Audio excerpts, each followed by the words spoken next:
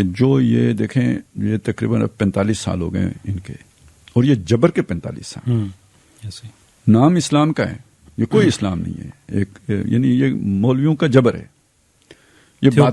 بادشاہی سے بھی تھیوکریسی کی بھی کوئی مطلب دیکھیں آپ اسے سنیوں کو بھی انہی کی وہ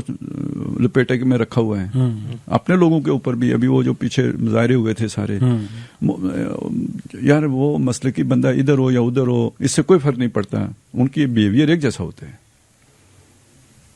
خواتین کا نکلنا مطلب افغانستان میں یا ایران میں اس ماڈل کو ہم کیوں نہیں سمجھتے کہ ٹھیک ہے، اسی وجہ سے نہیں سمجھتے نا کہ یہ کسی دوسرے کے لیے ان کے یہاں گنجائش ہی نہیں ہوتی، دوسرے مسلک کے لیے ادھر بھی نہیں ہے نا، نہیں ہے۔ تو اس اعتبار سے جو ڈر وہ یہ ہے کہ افغانستان کے اندر تو رسومات اور روایت کا حصہ ہے نا دین کی یہ چیزیں،